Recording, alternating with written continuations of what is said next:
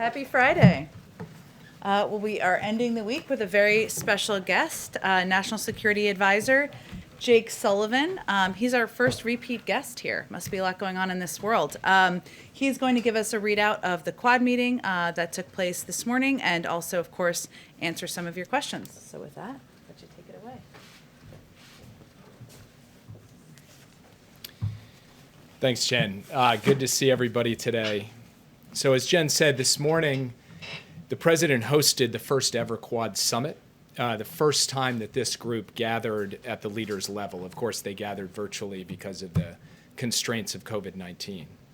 Each of the leaders independently in the course of the meeting referred to this event as historic because it cemented a group of strong democracies that will work together going forward to secure a free and open Indo-Pacific. The president noted in his opening remarks that this is the first multilateral summit he's hosted since taking office, and that's on purpose. It reflects his view that we have to rally democratic allies and partners in common cause, and his belief in the centrality of the Indo-Pacific to the national security of the United States. During the meeting, the leaders addressed key regional issues, including freedom of navigation and freedom from coercion in the South and East China Seas, the DPRK nuclear issue, and the coup and violent repression in Burma.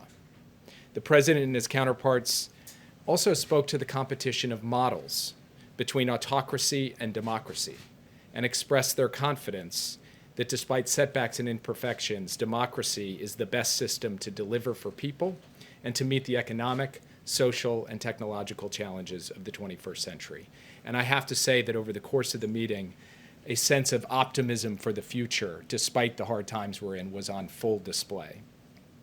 The four leaders did discuss the challenge posed by China, and they made clear that none of them have any illusions about China. But today was not fundamentally about China. Much of the focus was on pressing global crises, including the climate crisis and COVID-19. And with respect to COVID-19, these four leaders made a massive joint commitment today. With Indian manufacturing, US technology, Japanese and American financing, and Australian logistics capability, the Quad committed to delivering up to 1 billion doses to ASEAN, the Indo-Pacific, and beyond by the end of 2022. The leaders also agreed that they would meet in person before the end of the year, and they launched a set of working groups, including an emerging technology group that will help set standards in key technologies like 5G and artificial intelligence, and another on cyber that will help our four countries meet this growing threat. These groups will deliver results by the time of the summit I just referred to that will happen before the end of the year. The Quad, at the end of the day, at the end of today, is now a critical part of the architecture of the Indo-Pacific. And today's summit also kicks off an intensive stretch of diplomacy in the region.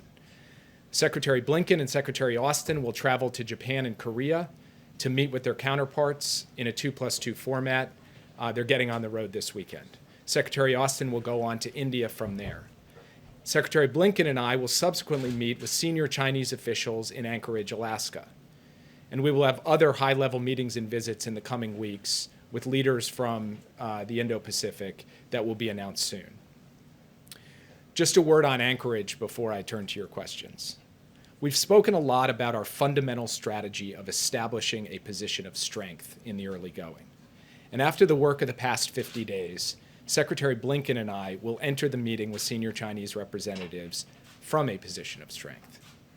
President Biden has signed into law the American Rescue Plan, and the OECD has now projected that our economic growth will be the highest in decades and will help power global economic growth. We're ahead of schedule on the president's ambitious goal of 100 million shots in 100 days. We've launched a bold effort to secure our critical supply chains. We've reclaimed our place in key international institutions, and with the current presidency of the UN Security Council, we passed a strong statement on Burma just this week.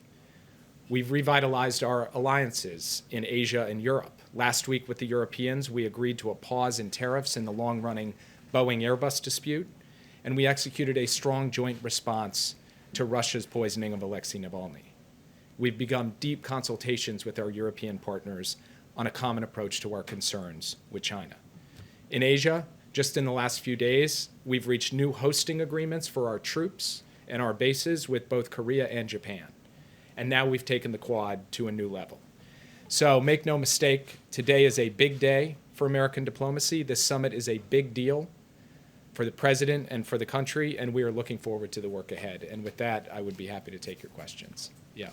Thank you, sir. Jennifer Jacobs from Bloomberg News. In the Quad meeting this morning, did the president and his counterparts discuss the cyber attack on the Microsoft exchange? And also, I'm also wondering if they discussed the chips shortage, the shortage of semiconductors, and was there any solution to that? Without getting into too much detail, they discussed both recent cyber attacks and semiconductors in the course of the conversation today. And indeed, the leaders agreed as part of the Emerging Technology Working Group to look at this supply chain question, including as it relates to semiconductors, to make sure that we don't have shortages of critical materials going forward, whether it's semiconductors or rare earths. And with respect to cyber, the impetus behind this new cyber working group is not just the SolarWinds incident or the Microsoft Exchange incident, both of which the United States is responding to with urgency, but also cyber attacks that have hit Japan, India, and Australia just in the past few weeks and months. So this is a common challenge that we face from both state actors and non-state actors, and we do intend to make the Quad a central vehicle for cooperation on cyber. Yeah. On this cyber attack of Microsoft, can you give us a sense at all of the scope and scale of this, how it might compare to SolarWinds, and is this still ongoing? It is still ongoing in the sense that we are still gathering information. We are still trying to determine the scope and scale. It is significant, but the precise number of systems that have been exposed by this vulnerability and have been exploited either by nation-state threat actors or ransomware hackers or others, that is something that we are urgently working with the private sector to determine. It is certainly the case that malign actors are still in some of these Microsoft Exchange systems, which is why we have pushed so hard to get those systems patched, to get remediation underway. And the U.S. government is mobilizing a robust whole-of-government response to it.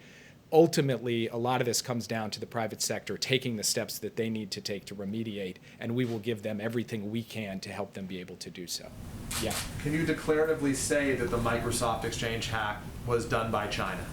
I'm not in a position standing here today to provide attribution, but I do pledge to you that we will be in a position to attribute that attack at some point in the near future, and we won't hide the ball on that. We will come forward and say who we believe perpetrated the attack. You talk about diplomacy. I want to ask you about Iran right now. What is the status of any talks with Iran, given they rebuffed the U.S.'s effort to meet with them? Diplomacy with Iran is ongoing, just not in a direct fashion at the moment. There are communications through the Europeans and through others that enable us to explain to the Iranians what our position is with respect to the compliance for compliance approach and to hear what their position is. And we're waiting at this point to hear further from the Iranians how they would like to proceed. But from our perspective, this is going to be, this is not going to be easy, but we believe that we are in a diplomatic process now that we can move forward on and ultimately secure our objective, which is to prevent Iran from getting a nuclear weapon and to do so through diplomacy. As it relates to Iran, is the U.S. not going to respond to the last round of rocket attacks that hit al-Assad? And we heard from the former Secretary of State, Mike Pompeo, in the last couple days saying the Ayatollah recognizes only strength. Is the U.S. demonstrating weakness in terms of that relationship?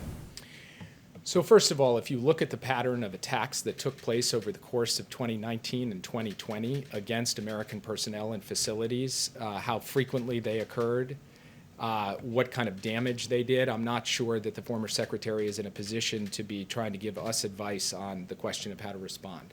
Secondly, the United States reserves the right to protect its personnel and its facilities. We will do so at a time and place of our choosing, and we will take whatever steps are necessary to deter further attacks and to impose costs on those who attack us.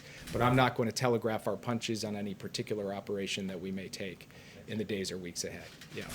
Thank you, Jake. John Fulmer with the Associated Press. On a sort of broader picture, as a candidate, now President Biden called Saudi Arabia a pariah. He vowed a new approach on China. He vowed to be tough on Putin.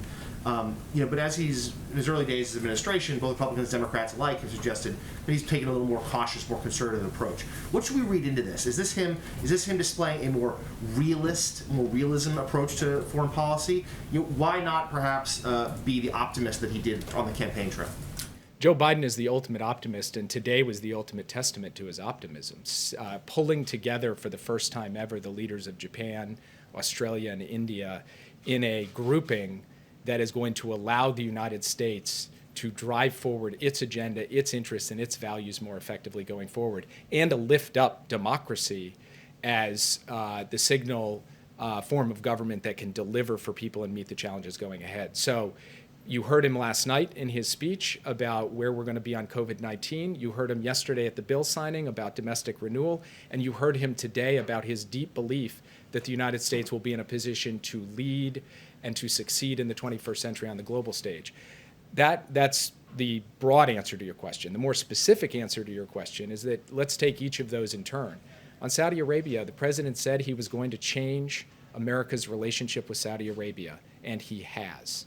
He has not only removed American support for offensive operations in Yemen, he has also taken additional steps to sanction individuals and to publish something the last administration was not prepared to do, an unclassified report on the murder of Jamal Khashoggi. He has also indicated to the Saudis that going forward, we are not going to give them the blank check the last administration did, either on how they treat their own citizens or how they operate in the region.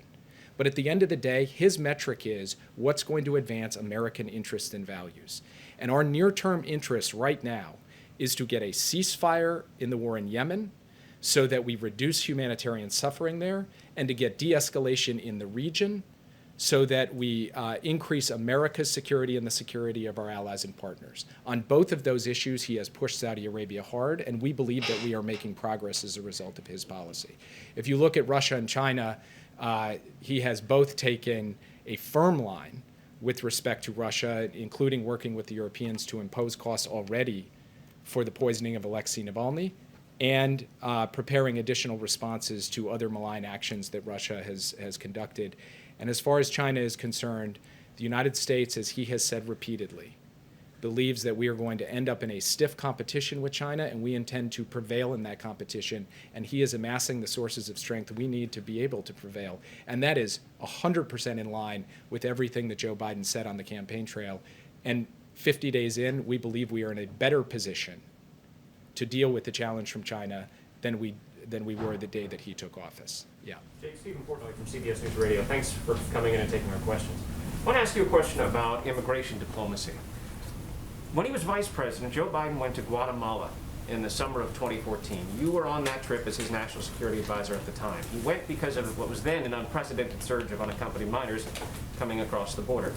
One of the things he said on that trip in June of 2014 was, we can, A, first make clear in each of our countries in an unrelenting way, not just with a public service announcement, that there is no free pass, that none of these children or women bringing children will be eligible under the existing law in the United States of America. He said that was number one, and then he went on to describe root causes and American aid. Why has that not been the message that this White House is sending now, clear and unrelenting, that none of these children or women bringing children will be eligible under the existing law? So the president has made clear, and this administration has made clear, that we are going to pursue an effective and humane immigration policy and unwind what we believe was the ineffective and inhumane policy over the course of the last 4 years. That's point number one. Point number two is we've made clear that now is not the time to come to the United States. We are dealing with a circumstance in which we have to build the capacity to be able to assess the asylum claims of individuals who arrive here, and we have to deal with the obvious public health effects of a pandemic. So we are sending the message clearly, and you heard it from Roberta Jacobson from this podium earlier this week. We're doing so in the region as well.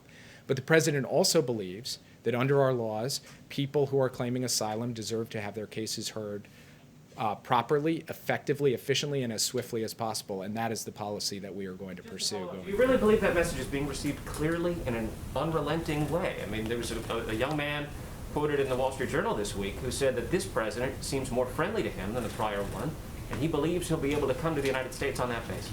So this is day by day something that we need to be able to communicate from a range of different perspectives from this podium, in the region itself, on the airwaves, and we will continue to do so as we go forward. Yeah. Just to follow to next week's meeting with representatives from China, do you think that tariffs and export controls targeting China will be part of the talks? And what does China need to do for the U.S. to dial back on tariffs and export controls? I don't expect that, for example, the Phase 1 trade deal is going to be a major topic of conversation next week. This is our effort to communicate clearly to the Chinese government how the United States intends to proceed at a strategic level, what we believe our fundamental interests and values are, and what our concerns with their activities are, whether it's on Hong Kong or Xinjiang or in the Taiwan Strait, or frankly, the issues that we heard today from our Quad partners, their coercion of Australia, their harassment around the Senkaku Islands, their aggression on the border with India.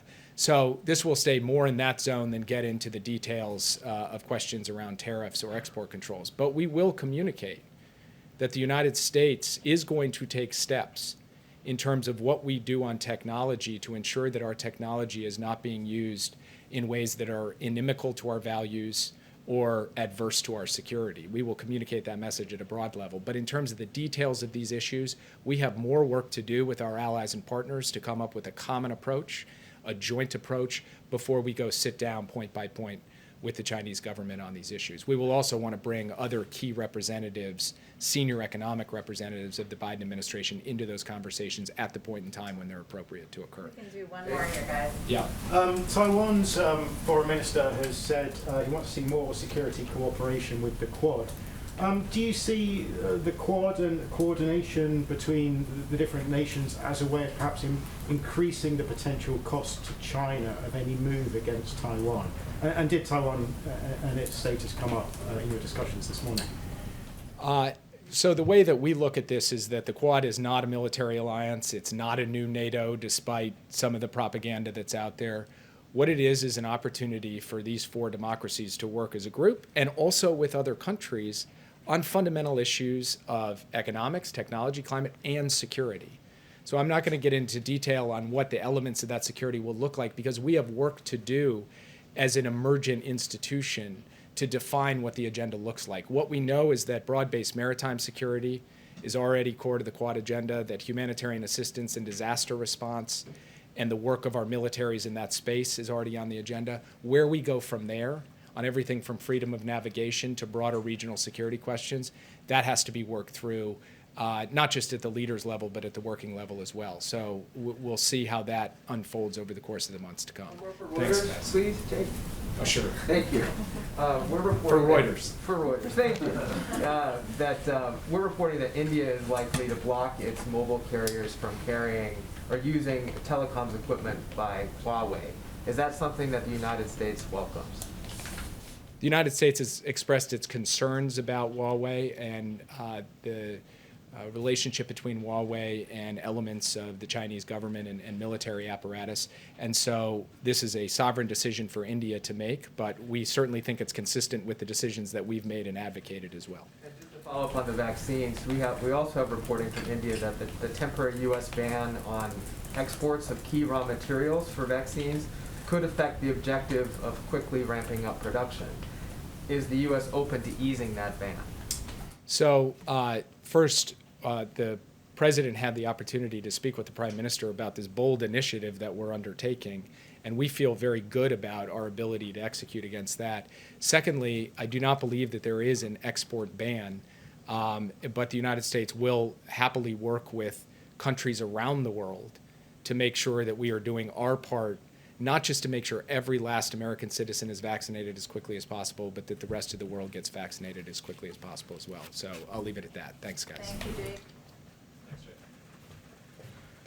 Okay, just have a couple of items at the top. Given all of the news in the speech last night, I just wanted to just give a brief overview of some of the announcements the president made about how we were going to, that give more detail, I should say, on how we're going to meet his commitment of course, directing states to ensure that every American is eligible to receive the vaccine by May 1st, how we're going to expedite it, and how we're going to get to the point where we are having July 4th barbecues. So first, he announced the plans to deliver vaccines directly to up to 700 additional community health centers that reach underserved communities, bringing the total number of community health centers participating in our federal vaccination program to 950. And this is hugely important as we're talking about addressing access, vaccine hesitancy, meeting people where they are in communities, because these health centers are trusted places in many communities where people go and they get regular health services, and so this will dramatically increase that. We're going to double the number of pharmacies participating in the federal pharmacy program. When we first announced this, if you all remember, we announced that it was a pilot program and we're going to see how it went. It's extremely successful, and it has been very effective around the country. And so now the vaccine will be available at more than 20,000 pharmacies across the country. He will also more than double the number of federally run mass vaccination centers to ensure that we reach the hardest hit communities. And he talked about this in the speech, and we've seen these in communities across the country, and many of you have covered this, where you can drive up in your car with your family members, get the vaccine, and it is quite inefficient, and they can reach often thousands of people in these vaccination sites. And also announced the deployment of more than 4,000 active duty troops to support vaccination efforts, bringing the total to over 6,000 in all. So that's obviously a significant increase, and expanded vaccinators, the people who can give these vaccines, to dentists, optometrists, paramedics, physician assistants, veterinarians, and many more. So the last piece, and I announced much of this yesterday, and I think you're all quite familiar with what he's doing next week, but in the for tradition here, next week the President, Vice President, First Lady, and the Second Gentleman will hit the road to talk to the American people about the benefits of the American Rescue Plan. On Monday, he will host an event at the White House on the implementation of the American Rescue Plan. On Tuesday, he will travel to Delaware County, Pennsylvania, as part of the Help Is Here tour to amplify the American Rescue Plan. And on Friday, the President and the Vice President will travel to Georgia to continue engaging with Americans about how they will benefit from the rescue plan. Jonathan, go ahead. Thank you, Jen. A number of influential New York lawmakers, including Representatives Nadler and Ocasio-Cortez, have now called for the resignation of Governor Cuomo in the light of new allegations of harassment, including one that was referred to law enforcement. My first question is simply this: does the president believe the governor should resign? The president believes that every woman who's come forward, there have now been 6, I believe, who have come forward, deserves to have her voice heard, should be treated with respect, and should be able to tell her story. There also is an independent investigation that is ongoing, of course, in the state with subpoena power overseen by the Attorney General, and he certainly supports that moving forward. We, of course, have watched the news of a number of lawmakers call for that, but I don't have any additional announcements from here. A follow-up on this: in light of the investigation, in light that he has had some of his pandemic response powers taken away, does the White House still have faith in Governor Cuomo if he remains in his position, overseeing the response to the pandemic in the state of New York?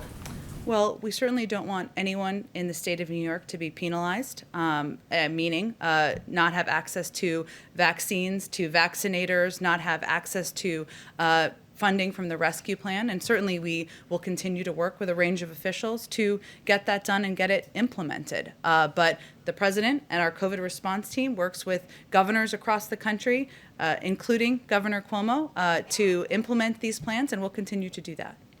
One other topic. Go ahead. There are more than 10 million doses of the AstraZeneca vaccine in the U.S. that can't be administered here, but could save lives in Europe and other places in the world if the company was freed from the obligation to deliver those doses to the U.S. government. The company has appealed to the administration to let them export those doses. Why has the president not agreed? Well, let me just take a step back here and explain kind of what's going on here. First, as we've stated a few times, but worth restating, the president's priority and focus is on ensuring that the American people are vaccinated. Obviously, he made some significant announcements last night about the timeline of that, and we will have enough doses in our hands by the end of May to ensure we can make that happen. AstraZeneca is also not yet approved by the FDA. We also want to make sure we have maximal flexibility, that we are oversupplied and overprepared, and that we have the ability to provide vaccines, whatever the most effective ones are, to the American public. There are still 1,400 people who are dying in our country every single day, and we need to focus on addressing that. At this time, there have been requests around the world, of course, from a number of countries who have requested doses from the United States, and we have not provided doses from the U.S. government to anyone. So this is not about Europe. This is about our focus and our priority, which we have been very public and clearly stated. And what you're referencing in terms of access to doses, of course, the production, part of the production is through the defense, is enabled because of the Defense Production Act. There is a contract obligation to deliver on the U.S. doses and to fulfill that contract. But any company, AstraZeneca is not a U.S. company. They can also work with, and even if they were, they can work with any country to fulfill and to work on a deal to get access to doses. Go ahead. Jen, if I I'm can, voting in Jeff's. Go we ahead. just heard from Jake Sullivan talking about on immigration, the need to have a consistent and continued message to communicate to migrants that the border is closed right now. We saw Ambassador Jacobson. He says there has to be a message on the airwaves and in that region as well. If you want to send the message to migrants that the border is closed, shouldn't President Biden be the one who is clearly delivering that message? Well, he did do an interview with Univision about 2 weeks ago and made that absolutely clear. And I certainly expect he will look for the opportunity to do exactly that. I will note, however, that he is one of the voices. Ambassador Jacobson is one of the voices. There are a number of effective voices in the region, including leaders in the region, including partners we need to have in the region, NGOs and others, to deliver the same message that now is not the time to come, that the majority of people are turned away at the border, which is backed up by factual data, that adults, families will be turned away at the border in almost every scenario. And so that is part of the data and part of the information that we're looking for partnership to deliver in the region. Is it working? Well, again, Peter, I think we know, we've seen the numbers that CBP puts out on a regular basis. We know there are more children under the age of 18 who are, of course, coming across the border. That is consistent with what our policy has been.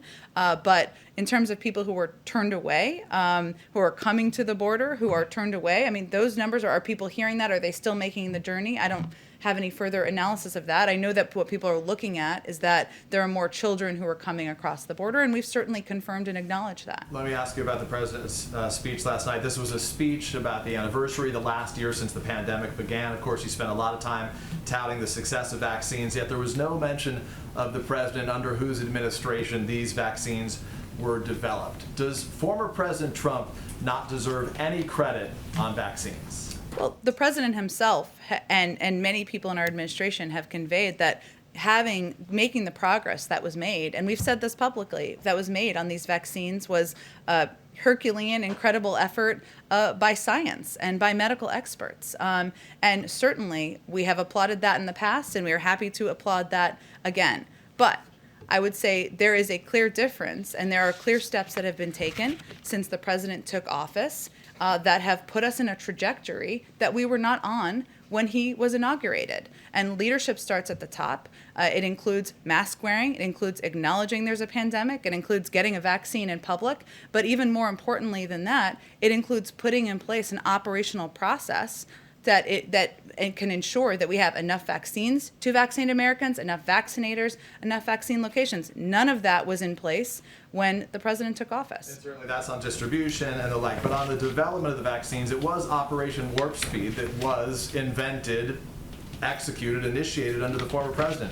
So in the spirit of bipartisanship and unity last night, as opposed to the first comments which spoke about the denials in the first days, weeks, and months, why not just say, with credit to the previous administration and the former president for putting us in this position, we are glad that we have been able to move it forward. That is an excellent recommendation as a speechwriter, but the president has spoken to it in the past. He has applauded the work of medical experts and scientists and the prior administration. And what the purpose of last night's speech was to give an update on what his administration has been doing, what he has done since he took office, the progress that's been made, what the work is ahead, provide a light at the end of the tunnel, and ask Americans plans to engage in the process and do what's needed to be done so we can get to those July 4th And in barbecues. fairness, as he said, to bring all Americans together, which is why I asked. Of course that is, but I would say that Americans are looking for facts, they're looking for details, they're looking for specifics, and I don't think they're worried too much about applause from 6 months ago when the president has already delivered that publicly. Thank you, Jack. Go ahead. You just said that leadership starts at the top when it comes to getting COVID vaccines out, but when you describe the messaging on immigration, you're talking about leadership from Ambassador Jacobson and many others getting the word. And I don't think that's what I said, but well, you were explaining why President Biden is not out here. I actually, Talking- to be factual, because we're all about facts, Yeah. I actually started by saying he did an interview with Univision just 2 weeks ago, and that he would look for opportunities to continue to deliver that message clearly himself, but that there are a number of voices that are important and effective and can be heard in the region, and that we will certainly use a number of voices to communicate directly in the region. So we've heard from some folks down at the border in Brownsville, Texas specifically, of migrants who are being tested by some of the NGOs down there for COVID. They test 1,700. At least 204 positive tests so far. That's over a 9% positivity rate, more than double the national average. So what is the federal government doing to protect the citizens of a town like Brownsville, Texas? Well, I don't know where I'm not questioning the data, but I certainly would refer to CBP, and I'm happy to get more They specific are the data. ones- That's where we're getting Officially from CBP data on the testing. Well, let me walk you through, because obviously there are a number of categories of individuals who are coming, and this is a question you've asked before, and certainly an understandable question. So individuals who are taken into, and so I'm just going to give you an outline of the testing, into ICE custody. Migrants entering ICE facilities are tested upon intake, and they're quarantined if they test positive. That's one category, of course. Unaccompanied children, of course, another category. All unaccompanied children encountered at the border receive a medical screening by contract medical professionals. That includes a medical assessment or health intake interview. Minor issues are treated on site, and major issues are referred to a local hospital. So when a child is released into ORR custody, they quarantine for 10 to 14 days and receive COVID testing through HHS. Those who are, come into the country and are treated with alternatives to detention, sometimes that's ankle bracelets and other means of tracking. DHS works with city and county leaders as well as public health officials to provide COVID-19 testing and, as needed, isolation and quarantine for families released from Border Patrol facilities. And that's something we've talked about a bit in here in terms of a proposal that was made by DHS and FEMA in coordination with NGOs and local authorities to fully cover and pay for the testing. That up to this point, the governor has declined that proposal. But based on what you have said before and our understanding of the policy, it's just guidance that these migrants who test positive, many of them are instructed, you should go and quarantine and isolate. Does the administration know how many actually do versus how many actually just go off to wherever? Well, I just wanted to convey, because I know you were asking a good question here, that the very specific processes that are taken for each scenario. And certainly there are, with the individuals who are coming across, alternatives who are treated with, again, noted sometimes ankle bracelets as they come across while they're waiting for adjudication of their cases.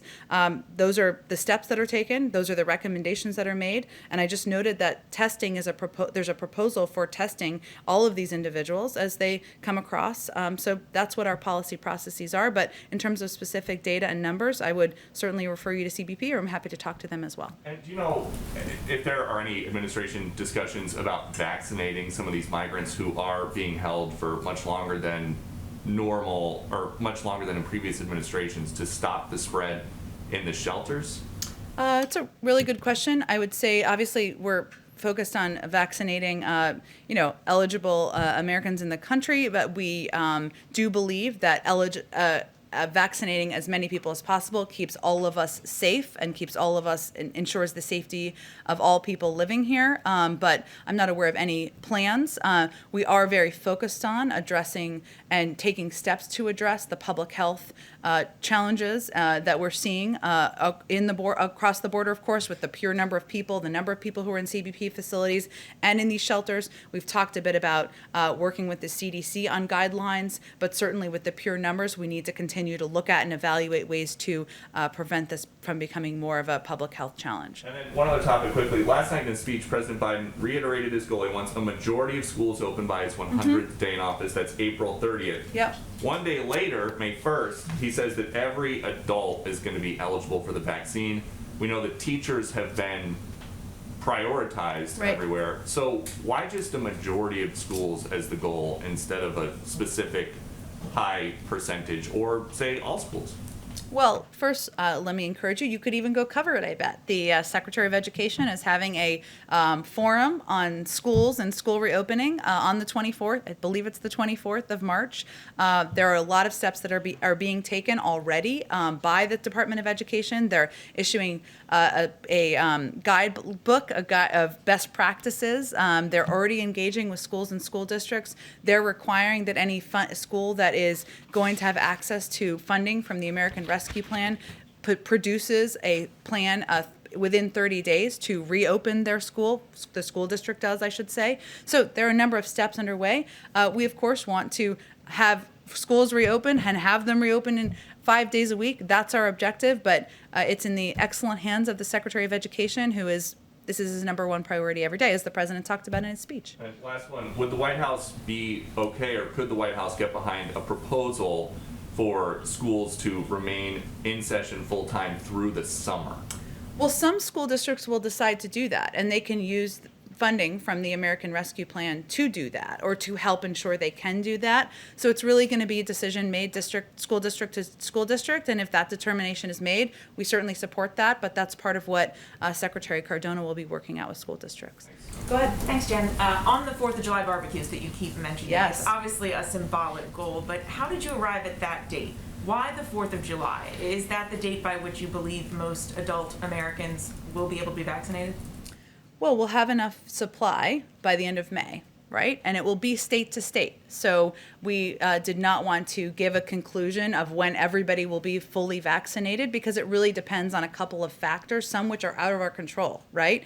People who have concerns about the safety and efficacy of vaccines, we need to continue to redouble our efforts to address that. Obviously, some states will have faster timelines than other states. But, we recognize that with a May 1st timeline of everyone being eligible, with the ability to have vaccines for every American available, or we'll have the supply for them by May 31st, that we felt it would be a timeline, our health and medical experts, it would be a timeline by which we could have, and again, this is not large gatherings, as you know, Mary, it is having, a small group of friends and neighbors in your backyard. So it's certainly not a full return to concerts and soccer stadiums, but it is a baby step toward that, and our team felt confident that we could get to that point. So is it safe to say that by July 4th you think we're in the ballpark where you could have most adult Americans vaccinated? Well, again, many of the factors are out of our control, including individuals being willing to take the vaccine, and that's why it was so important for the president to convey that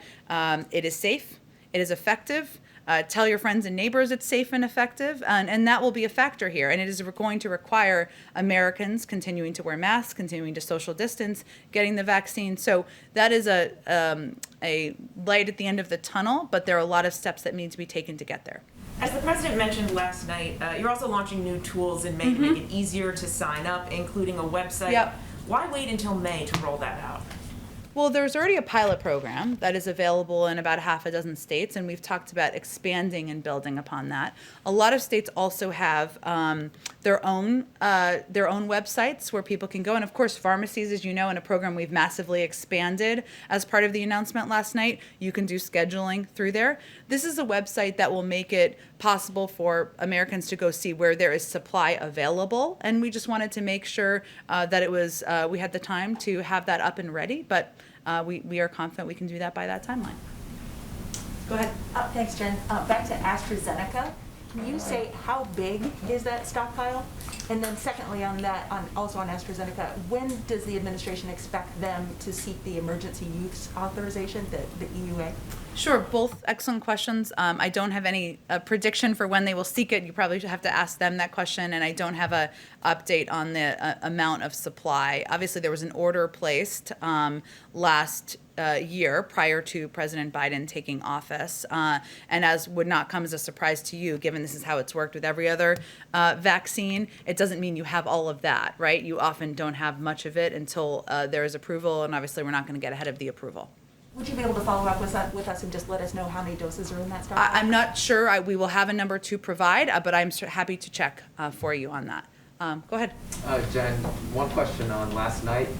The president said he's directing states to ensure that all adults are eligible for the vaccine by May 1.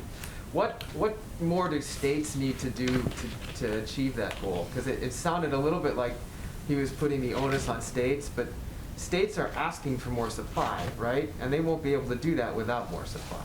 Well, we wouldn't have done it if we didn't anticipate that we would have much more supply available, and that's certainly part of the process, and we are providing that through state allocation, but also directly to pharmacies. And so it's certainly, as in each state, as you know, Jeff, but there is different prioritization of who is in each order, and so it's just conveying what that should look like, and HHS has the authority to direct states to adjust their prioritization. And they made that clear yesterday too about the authority. I guess I'm just wondering, why does he need to tell states this? Is there a lag where states not moving in that direction? I think it was making clear that this was his expectation of it's being a leader of governors and leaders in the country of when, and providing some clarity to the American public about when they can expect to be eligible. Now, some states will move faster than others, and we certainly anticipate that. Some states that may have smaller populations or bigger supplies as a result, relatively so, I should say, they may move faster, and that certainly is something we encourage. But he wanted to provide certainty and a timeline for the American people so that they can expect when they can be eligible. And, for months, he's leveled with the American people. He tried to do that last night, and many of you have asked for a timeline for eligibility, a timeline for vaccine supply, and a timeline for back to normal, and he was venturing to do that last night. Okay. And one follow-up on AstraZeneca. You've made very clear, and the president has made very clear, that the goal and priority is Americans. Does he see any moral dilemma in sitting on some vaccine, we don't know the exact amount, that has been approved elsewhere, that could be saving other people's lives in other countries, while the process drags on for however long it will in the United States?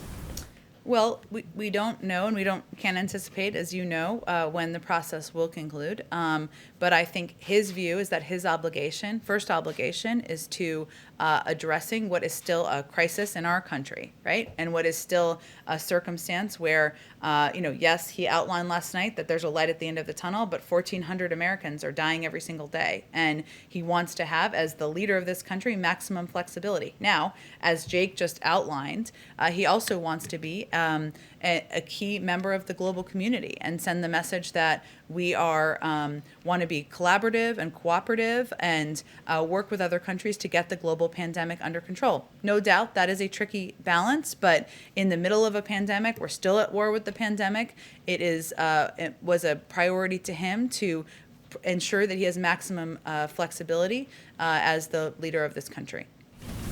Go ahead. Just a follow-up clarification on the prioritization. So last week, or earlier this month, the White House called on states to prioritize teachers and vaccinations. Now the White House is saying states should open up eligibility to everyone as soon as possible. So By May 1st, yeah. So what does that mean right now for advising states on priority groups? Should they be getting rid of them? Should they keep them intact? I mean, should they still be focusing on teachers right now? And how do they square all of this stuff, given, that they're saying that they have shortages of vaccines right now?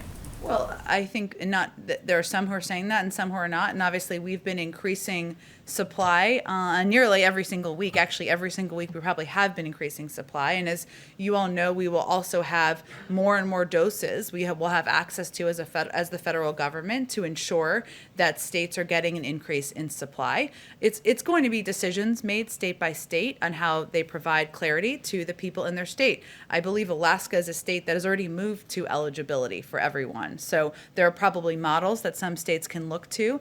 Teachers remain prioritized, and that is done primarily through the pharmacy program. It's been quite successful. I have not been heard reports of confusion in recent days at all about that program and the implementation of it, but each state will have to decide how they implement and their timeline, and he is just giving them the time to be able to implement in advance of May 1st. Go ahead. Jen, the president took pains last night in his speech to condemn attacks on Asian Americans. Called un-American and wrong, they must stop. Does the president believe that his predecessor had anything to do with the rise in attacks on Asian Americans?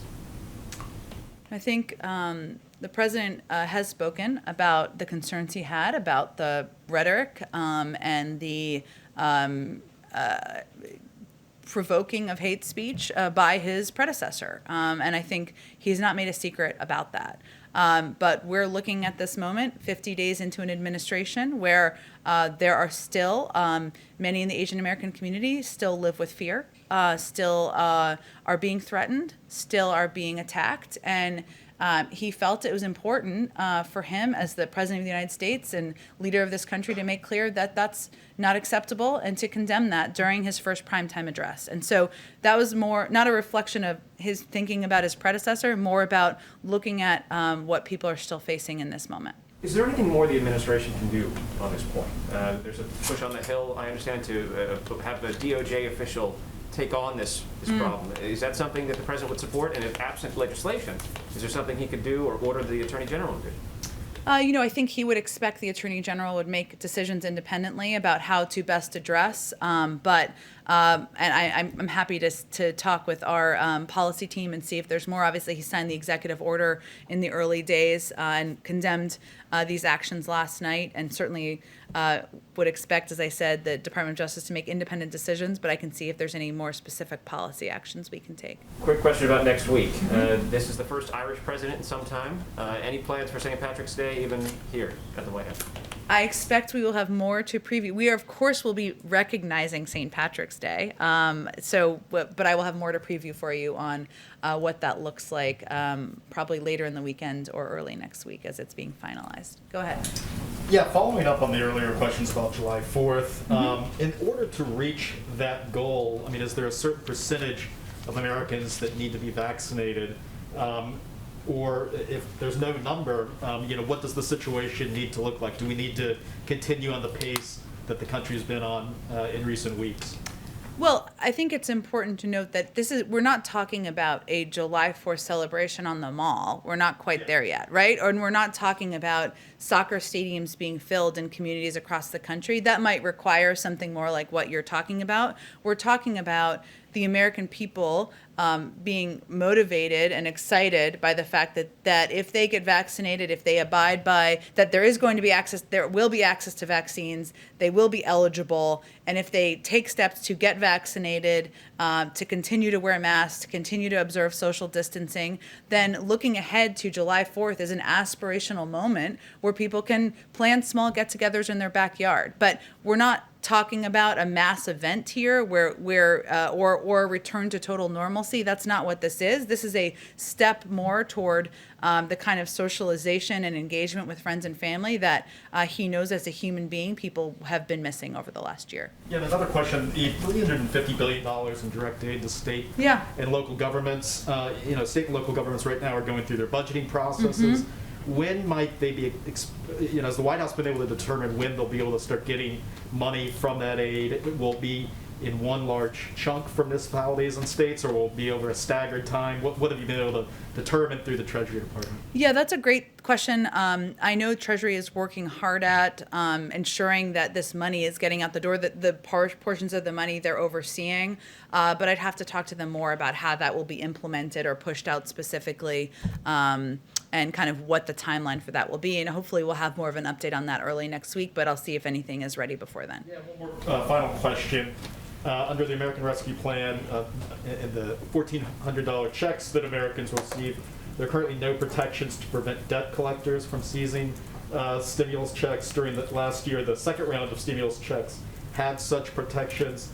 Senator Ron Wyden of Oregon has a standalone bill that would provide those protections. Does the president believe debt collectors should have access or should not have access to that money, and does he support the Wyden bill? I haven't talked to our legislative team about that. I know there were a number of adjustments made post the implementation of the package in December to adjust and address issues like non-filers having access, ensuring that we were reaching people who weren't reached and were eligible. So I would have to talk to Treasury about whether they have a concern about this at this point in time or whether protections have been put in place. One more I forgot about. The 4,000 military personnel that the federal government plans on extending for the acceleration of vaccines. Has it been determined where they are going? Is it to help at vaccination centers, mega sites? Can you talk more about the deployment of those soldiers? They typically help in all sorts of locations where help is needed and determined in coordination with local governors and local elected officials and folks who are overseeing these centers. So it's really case by case and state by state, but I don't have a breakdown of where they'll be going quite yet. Go ahead. Last night, the president again said more Americans have died from COVID-19 than died in World War I, World War II, Vietnam War, and now at 9/11. The numbers don't bear that out. So why has he said that again for a second time? Well, I think I'll have to check on that specifically for you. I don't have the numbers all in front of me either, but if it's important to you, I will follow up with you after the briefing on it. Well, you've been called out for it once before, so it was a surprise. We know he did a line-by-line edit, so it's a surprise that it went in again. Well, I'm glad you're focused on the important business, but I'm happy to check on it for you. Go ahead in the back. Hi, Eric Phillips with CBN News. Thanks for taking my questions. Wanted to know, first of all, considering the challenges at the southern border right now, what specifically can faith-based organizations do to help meet that challenge? It's a great question. I mean, faith-based organizations are an incredibly important part of the NGO community, as you know, as it relates to addressing immigration in a humane way and oftentimes helping to find helping to connect these unaccompanied children with safe and vetted homes or sponsor homes. That's a key role that they play. They also play a key role in working with local communities on addressing needs that come up, NGOs broadly, but many of them are faith-based as well. So, I think we see faith-based organizations as an important partner in addressing the challenges we're facing at the border and ensuring that these kids who are coming across are treated humanely, or find safe shelters and safe locations to be while their cases are being adjudicated, and they play vital roles at most steps in the process. When it comes to the vaccine, the administration is saying, hey, get vaccinated as soon as you can with the vaccine that's available to you first. Yeah. But what do you say to a significant segment of the population that has a moral problem with the Johnson & Johnson vaccine because the company uses cells from aborted fetal tissue in its manufacturing process? Well, I know that the Vatican has conveyed that all 3 vaccines are safe and effective, and I know that is a powerful authority for many who are close to their faith. But that is something that has also been conveyed by health and medical experts. And I would also we also recognize that while that is factual, and I would certainly point you to those important authorities, we are not always the best messengers that here, a Democratic administration, to communicate to everyone in the public about the safety, the efficacy, and the importance of taking the vaccine. And so we are very open to working with a range of partners and messengers, outside groups, outside organizations, and conveying exactly that, because we believe that ensuring the public is vaccinated and saving lives is something that transcends political party. It transcends disagreements about a range of issues, and so we are very open to that and recognize that we are not always going to be the right voice or the right face for that message. Lastly, I just wanted to ask you, how is temporarily tightening war power restrictions in places like Somalia, Yemen, and Libya going to be beneficial to the U.S., whereas ambassadors in those places used to be able to give the go-ahead? Now the White House has to, at least for now, give the green light before these actions can be taken? Sure. Well, it was important to the president and our national security team that we take a moment to review the use of these powers, authorities, over the last several years. It's not forever, but they wanted to take a moment to do that review at the beginning of an administration and make a determination about how to best approach it moving forward. So that's what it's a reflection of. Okay, go ahead. Thanks, Jen. One on vaccine hesitancy and one on gun control. Sure. So a latest poll we did in-house at Yahoo saw that 44% of unvaccinated Republicans said they would never get vaccinated. This is higher than we found than any other group or crosstab.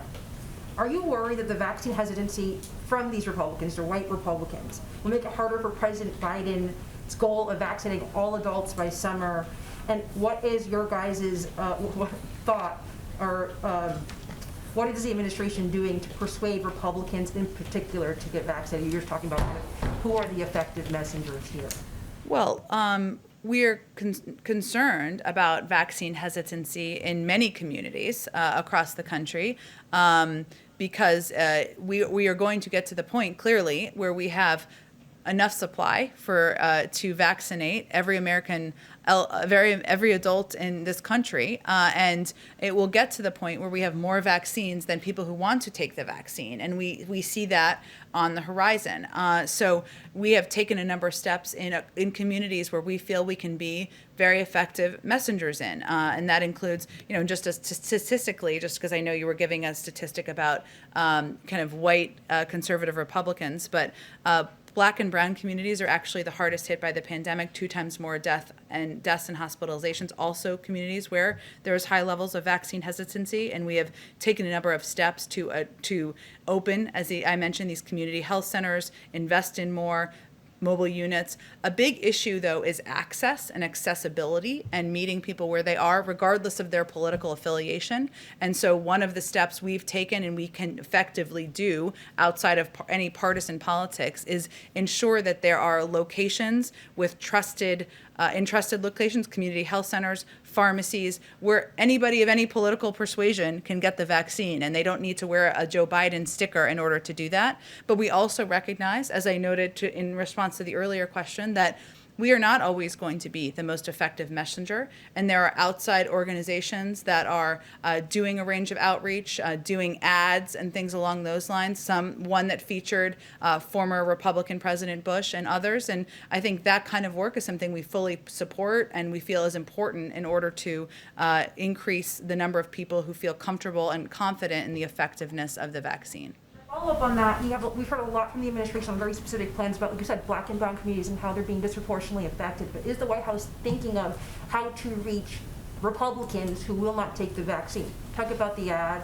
Former President Bush was in it, of course, notably former President Trump was not there. Is there outreach to Trump or to any other high-profile Republicans to talk to these Republicans to say they will never take the vaccine? I guess what I'm trying to say, but maybe not clearly enough, is that we recognize as a Democratic administration with a Democratic president that we may not be the most effective messenger to communicate with hardcore supporters of the former president.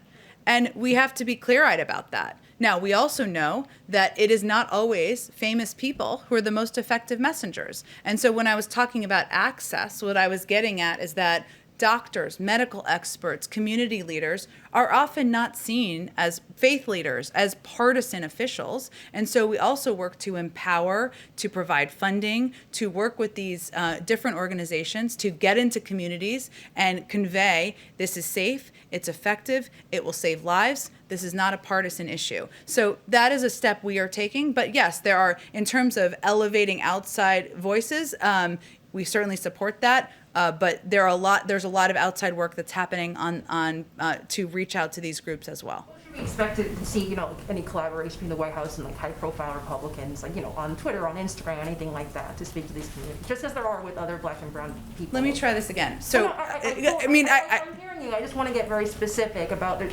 outreach to Black and brown communities is very specific. Yeah. Is there going to be very specific What I'm Republican conveying is we are focused on how do we address the root issues and the approach that will solve the challenge here. And what I'm trying to get at is that accessibility, it may not satisfy this conservative Republican and this famous Democrat working together. that may happen, right? But the way that we have seen through data, the way that our health and medical experts have conveyed to us is that making it accessible, doing that through community health centers, ensuring there is access and supply, making sure that local doctors, faith leaders, community leaders have access to that, have the information, is incredibly effective. That's what we're investing in, and can also be quite effective with many of the groups that you've talked about. One question on gun control. Sure. Yesterday, two Democratic-supported bills about gun control passed through the House. Now it moves to the Senate.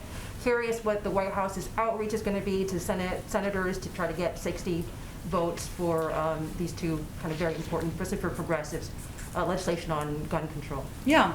Well, first, gun safety measures and putting in place background checks is something the president has been personally committed to for many years of his career. He thinks it is long overdue. It is steps that will help save lives, keep communities safe, children safe, schools safe. And he has fought against the NRA many times and won a few of those times as well. So he will, of course, be talking with leaders and members of Congress about how to move forward with gun safety measures. It's a priority to him, but I don't have any specific outreach to read out to you. Go ahead in the back. Thanks. I have another question about state aid under the American Rescue Plan. Mm-hmm. We're coming up on a month out from the Texas blackouts, snowstorm. Can Texas use this state aid under this rescue plan to weatherize its grid? Something that the Speaker of the Texas House wants to do. He says, well, the federal help was intended for recovery from a disaster, and this is a disaster. Todd, I'll have to check on the technicality of that, and I can do it in the same way when I'm following up on the questions I will go back to the Treasury Department on. I'm not sure if there are limitations in the use of it. Obviously, it's intended broadly to ensure we're keeping cops, firefighters, others on the beat, but I am happy to check and see if there's flexibility in there. We want those cops to be cold. All right. Follow up on yesterday, you said 64,000 frontline DHS workers have gotten vaccinated.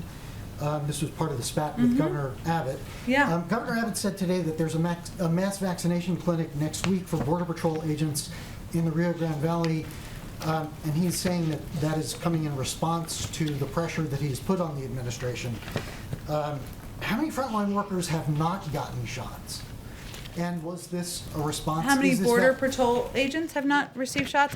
You'd have to ask them that specific question. What I was conveying is that it's a priority. We've made it priority. DHS has made it a priority. I think that existed prior to Governor Abbott pressure. I'm not sure what the format the pressure took, but we certainly are happy that he's happy to hear that we're vaccinating Border Patrol agents. Totally unrelated question. There was a bill filed a couple days ago by a bipartisan group of senators and congressmen called the Journalism Competition and Preservation Act. I'm not sure if you're familiar with it. It's the one that would give news organizations a temporary exemption from antitrust so that they could collectively bargain with Facebook and Google like the Australia law. Does the administration have a position on that? I'll have to check. Sounds interesting. I want to know the answer. I will check and see if we have a position on it. Go ahead, Matt. Considering that the US has a much better success rate in terms of COVID vaccinations than the European Union, is there an exchange between the US and Brussels, and what kind of advice would you have to the Europeans to do it better? We absolutely are coordinating, discussing, sharing best practices, and of course addressing the global pandemic is something that comes up in nearly every conversation, if not every conversation, the President, our Secretary of State, National Security Advisor have at every level. There are a lot of lessons we've certainly learned over the last couple of months, and I'm sure our team would be happy to share them. And you're right, we are now vaccinating more people on a daily basis than any other country in the world. Thank you, Jen. Thanks, everyone. Thank you.